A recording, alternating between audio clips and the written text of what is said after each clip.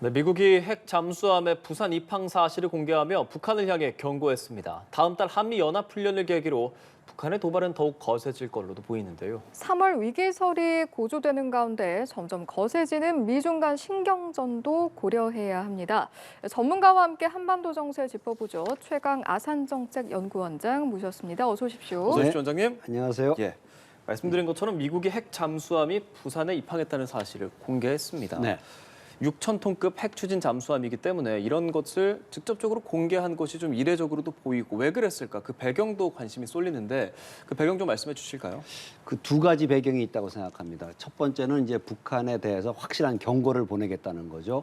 오스틴 장관도 얘기를 했지만 북한이 핵을 쓰면 북한 정권이 종말될 것이다 라는 그런 경고가 단순히 허언이 아니라 미국이 충분한 전력을 갖고 할 의지가 있다는 걸 보여주는 거고요. 두 번째는 이제 볼 적에 한국민에 대해서 어떤 확실한 그 안전 보장을 제공하겠다는 미국의 의지가 담겨 있는 것으로 보여질 수 있겠습니다. 과거 이와 비슷한 예는 괌에 그 전략 잠수함을 배치했었다라는 것을 한번 공개한 적이 있었죠. 그와 유사하게 요즘 최근 들어서 북한이 여러 가지 도발을 하고 있으니까 한국민의 불안함, 과연 미국이 한국을 위해서, 한국 방위를 위해서 충분한 전력을 투사하고 개입을 할 것인가라는 것은 한국민의 약간 그 의구심이 있다라는 측면에서 그것을 해소하기 위해서 이번에 확실히 이 전략 자산을 항상 한반도 인근에 배치하고 있다라는 걸 보여주고 있는 건 아닌가라는 생각이 듭니다. 예, 그럼 초반에 좀 바로 좀 여쭤보겠습니다. 이렇게 미사일 도발 등을 계속하고 있는 북한이기 때문에 과연 추가적인 도발의 가능성이 있을까에 대한 부분이 가장 큰 관심이거든요. 원장님 어떻게 보십니까? 지금 제 볼 때 계속 긴장이 고조되고 있는 사이클로 가고 있다고 보여집니다. 우리가 예를 들어서 북한의 화성 15형 그 미사일 시험 발사에 대해서 전략 폭격기를 동원해서 대응을 했고 또한 그러니까 또 북한은 이제 그 다음에 순항 미사일이 아니라 맞습니다. 그 대구경 초대형 방사포를 쐈죠. 그 다음에 순항 미사일 쐈다고 하는데 거기에 대해서 우리도 각각 대응을 하는 거죠. 거기에 상황할 때 볼 적에 북한도 다음 단계의 어떤 도발을 준비하고 있을 가능성이 상당히 높다라고 보여집니다. 또한 거기에 대비한 우리의 대비태세, 대북 감시 체제도 강화해서 가고 있는 수순을 밟고 있다고 생각되어집니다. 예, 알겠습니다. 그런데 이 같은 긴장 상황에 대해서 북한은 한미에 또 책임을 전가하는 모습을 보이고 있거든요. 이런 모습은 좀 어떻게 바라보시는지요? 전형적인 책임 전가 형태죠. 왜냐하면 사건이 진행되어 왔던 경과를 보면은 우리는 계속 대화를 요구했고 북한이 비핵화 대회담에 다시 복귀하기를 원한다라는 것이었고 그러나 북한은 거기에 대해서 화성 15형으로 대응을 했고 거기에 대해서 우리가 대응을 한 것이었죠. 따라서 우리로서는 우리가 해야 할 우리의 군사 대비 태세를 확고히 해야 할 것을 할 바를 하는 것이지 북한이 얘기했듯이 긴장의 주범이 우리라는 것은 아니라는 거죠. 확실한 것은 우리가 항상 사건의 순서를 좀 따져봐야 된다는 거죠. 북한은 결국 이러한 것을 이 긴장 조성의 원인을 한미에다가 전가하고 또한 다음에 있을 자기들 도발의 정당성을 확보하기 위한 그러한 주장이라고 우리가 해석할 수 있습니다. 예, 북한의 도발을 보면 ICBM 발사하고 SRBM 발사하고 그리고 말씀하신 것처럼 순항 미사일까지 이렇게 쐈습니다. 그런데 최근에 그 순항 미사일 같은 경우는 제가 기억하기로 북한이 발표를 했고 전날 발사했다라고 발표를 했단 말이죠. 그렇죠. 그래서 우리 입장에서는 전날 쐈었어? 우리 몰랐는데 탐지가 안 된 걸까? 혹은 북한이 정말 어떤 허위 사실을 말하는 걸까? 어떻게 보십니까? 저는 허위 사실 쪽에 더 무게를 두고 있습니다. 왜냐하면 순항미사일 북한 측 발표를 보게 되면 거의 순항미사일이 지금 2시간 넘게 비행을 했거든요. 그런 그 2시간 넘게 비행을 했다라고 할 적에 과연 우리가 탐지를 못했을까라는 생각이 듭니다. 만약에 이것이 순항미사일이 이 비행 시간이 짧았다면 우리가 탐지를 못했을 수도 있죠. 왜냐하면 특정한 고도 이하로 만약에 의시 날아갔다라고 하게 되면은 우리가 탐지를 못했을 수 있는데 두 번째 그 당시는 우리가 북한의 여러 가지 1차, 2차, 3차 도발이 있었던 상태이기 때문에 대북 경계가 상당히 높은 수준에 있었다고 보여질 수 있고 그러한 상황 속에서 과연 우리가 이것을 놓쳤을까? 라는 좀 의구심이 듭니다. 따라서 이것은 북한 내부에서는 재미있는 것은 북한이 모든 실험을 하고 난 다음에 실패했다고 발표한 적이 한 번도 없어요. 다 성공했다. 그리고 또한 그것이 목표로 하고 있는 것은 순서적으로 보게 되면 제1차적으로 화성 15형은 미국을 상대로 하는 것이었고 방사포 시험은 한국, 예. 그럼 남은 게 일본이었는데 결국 순항 미사일이라는 것을 통해서 일본에 대한 직접적인 위협을 줄 수 있다라는 걸 보여주고자 한 것이었는데 예. 그것은 좀 약간 그 기만 전술이 아니겠는가라는 생각이 듭니다. 그 전에 뭐 울산에도 쐈었다고 말했던 것이 이거였는데 예. 순항 미사일이 일반적인 다른 미사일에 비해서 더 탐지하기가 어려운 겁니까? 고도가 낮게 날아가고 있기 때문에 탐지하기가 쉽지는 않습니다. 그런데 아까 말씀드렸듯이 북한식으로 얘기하듯이 2시간을 넘게 이게 비행을 했다면 탐지가 가능한 거죠. 그렇기 때문에 저는 우리가 탐지를 못했다라고 보기보다는 북한의 기만 전술, 북한이 항상 뭐 얘기를 하게 되면 모든 것이 다 성공했다라고 얘기하기 그렇죠. 때문에 그리고 너희가 이렇게 항상 우리한테 위협에 노출되어 있다라는 걸 보여주기 위한 것이 아니겠는가라는 생각이 듭니다. 예, 알겠습니다. 앞서 일본 언급해 주셨는데 지금 네. 북한의 도발에 대응한 일본의 움직임도 눈에 띄는 부분이 있습니다. 이제 한미 1위 3국 훈련을 하는데 또 이와 별개로 미국과의 훈련을 강화하겠다 이렇게 밝혔거든요. 어떤 의도라고 보시는지요? 물론 이제 이 가장 북한 미사일의 가장 1차적인 위협은 우리가 직면하고 있는 것이고 예. 그다음에 이제 일본이 되겠죠. 아마 일본은 지난 그 화성 15형 발사를 보게 되면 그것이 나중에 그 탄두가 재진입에 실패는 했지만은 결국 떨어진 데가 일본의 배타적 수역에 떨어졌단 예. 말이죠. 예. 그러니까 일본으로도 상당히 지금 긴장이 되고 놀라운 상태이기 때문에 미국과의 안보 협력을 더욱 강화해서 나가겠다. 특히 이제 전략 폭격기를 동원해서 대응할 수 있는 체제를 강화해 나가겠다고 얘기한 것이고요. 예. 그 당시에 아마 미일 간의 전략 폭격기를 동원한 연습을 했고 그 전략 폭격기가 우리 영공으로 들어와서 우리 공군하고 같이 합동을 연습을 한 그렇죠. 거죠. 그러니까 어찌 보면은 한미, 미일이 같이 가고 있는데 그것을 요즘 이제 통합을 해서 하진 않는 약간 분리된 형태로 갈 것이다. 따라서 일본의 행동이라는 것이 아니면 미일 안보 협력이라는 것이 한국을 완전히 배제한 상태로 가지는 않을 것이라고 저는 생각을 합니다. 예. 그 확장 억제 수단 운용 연습을 했을 때 이렇게 북한은 도발을 하기도 하고 네. 사실 다음 달에는 우리 그 자유의 방패 훈련도 예, 있지 않습니까? 그때는 뭐 니미츠급 항공모함이 들어온다는 말도 있고 네. BMB 랜서 들어올 때마다 북한은 계속 도발을 하고 있는데 네. 그렇다면 다음 달 3월 위기설 우리가 좀 집중해서 봐야 하는 거 아니겠습니까? 항상 대비는 해야겠죠. 예. 그런데 저는 좀 약간 그 북한의 도발 형태를 보게 되면은 대개 우리가 훈련을 마쳤을 그 이후에 도발할 가능성이 오히려 높습니다. 훈련이 끝날 즈음에 천안함 사건도 마찬가지였죠. 우리가 훈련 다 끝내고 그 항구로 복귀하던 중에 천안함 사건이 발생을 했었고 그래서 북한은 도발 사이클은 우리가 예상하지 않았던 데서 도발할 가능성이 상당히 높다. 그래서 저는 오히려 그 우리의 그 자유의 방패 연습이 끝나고 난 이후에 경계 태세를 굉장히 강화해서 유지할 필요가 있다라고 보여집니다. 예, 그럼 그러니까 이것은 사실 근데 우리가 이것이 과연 긴장 고조하기 위한 것이냐? 저는 이제 두 가지 이의를 제기하는 게 첫 번째, 일단 그동안 5년 동안 못했던 한미 연습을 제대로 정상화하고 있는 과정이지 과도하게 하는 것은 아니다라는 생각이 들고요. 두 번째로 보게 되면 북한의 그런 위협 자체가 변화하고 있기 때문에 우리도 새로운 형태의 훈련이 필요한 건 분명한 사실입니다.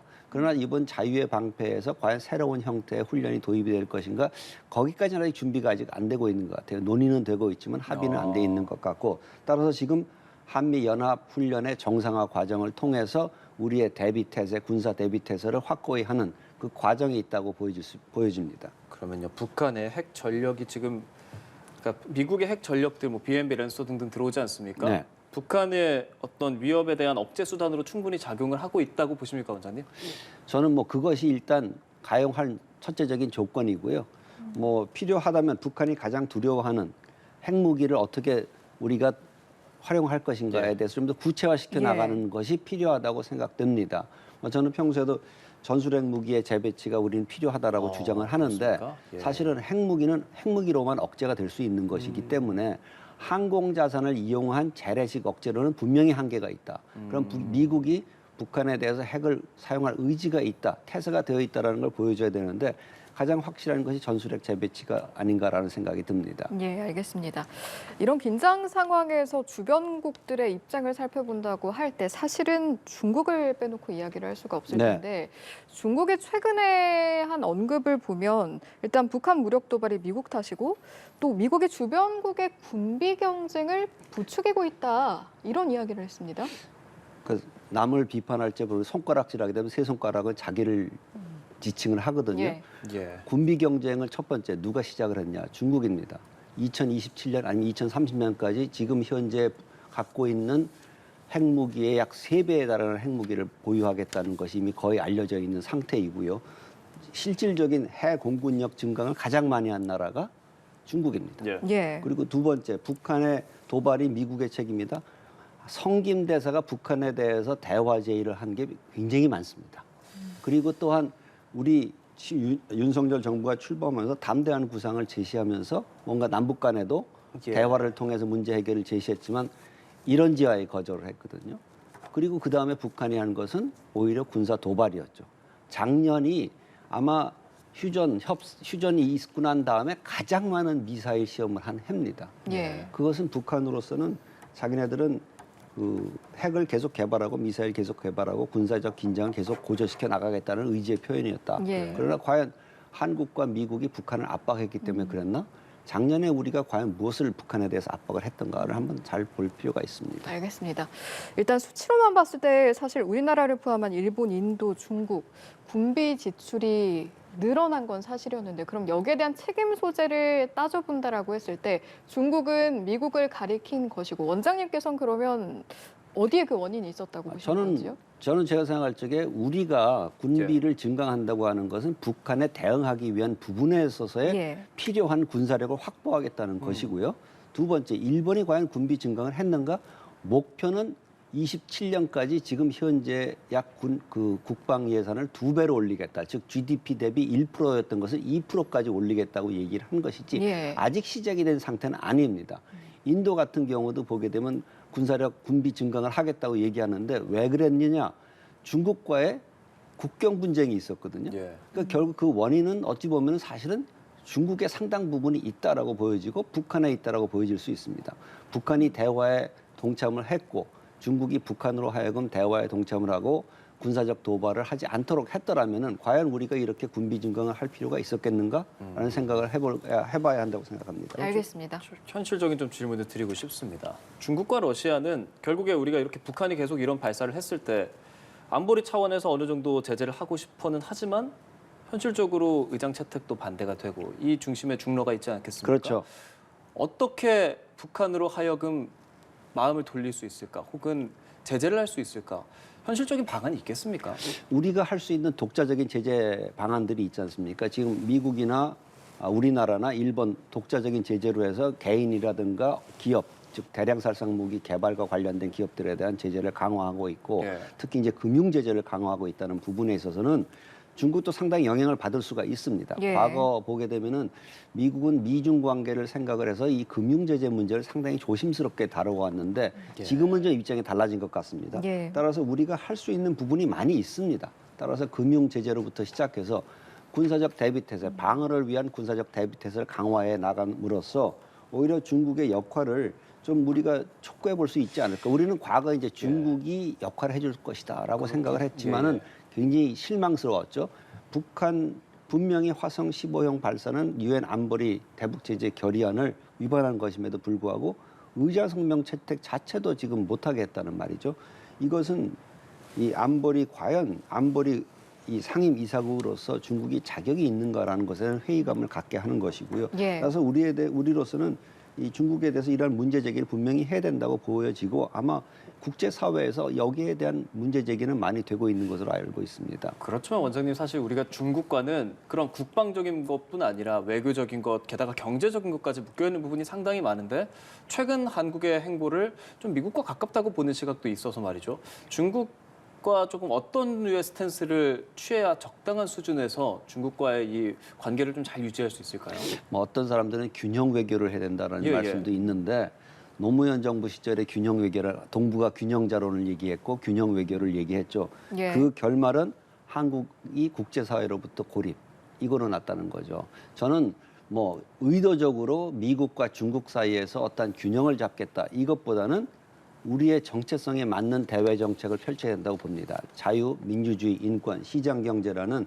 보편적 가치에 맞는 외교 정책을 취함으로써 거기에 대해서는 중국도 호응을 해야 된다라고 우리가 주장을 하고 대화로서 이것을 풀어나가기 위한 노력을 해야 될 것이고요. 대화를 계속 촉구해야겠죠.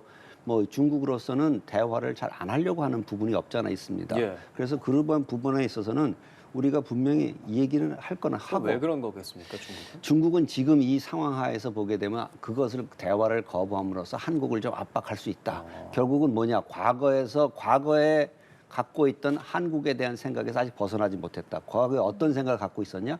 한국은 미국이 가지고 있는 동맹체제 내에서 가장 약한 고리다. 왜냐? 예.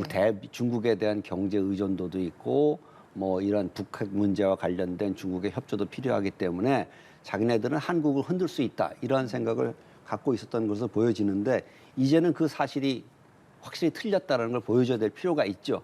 그래서 중국에 대해서 할 말은 하고 또 우리가 협조할 부분은 분명히 협조함으로써 같이 공통 분모를 늘려나가는 그러한 노력이 필요할 것으로 보여집니다. 예, 지금은 달라졌다는 것을 보여줄 필요가 있다라고 말씀하셨는데 최근의 외교는 어땠습니까? 달라진 점을 좀 보여준 부분이 있다고 평가를 하시는지? 특히 저는 가장 평가를 할 만한 부분이 이번 정부 들어서 인도태평양 전략이라는 걸 발표를 했어요. 예. 그래서 그 내용을 보면은 굉장히 국제사회가 공감을 하고 지지할 만한 내용들이 들어가 있습니다. 자유, 평화, 번영의 이제 인도태평양 전략을 하면서 가치 중심적인 그러한 접근을 하겠다. 그리고 항상 우리는 어떤 특정 국가를 지목해서 적으로 삼지 않고 모든 국가에서 열린 정책을 취하게 나가겠다라고 볼 적에 중국에 대해서도 우리가 같이 협치할 수 있는 부분, 예를 들어 협치라고 해도 협력할 수 있는 부분은 협력을 하고 예. 공동의 이익을 창출해 나갈 수 있는 부분에 있어서는 공동의 이익을 창출해 나가기 위한 부분은 충분히 있다고 보여집니다.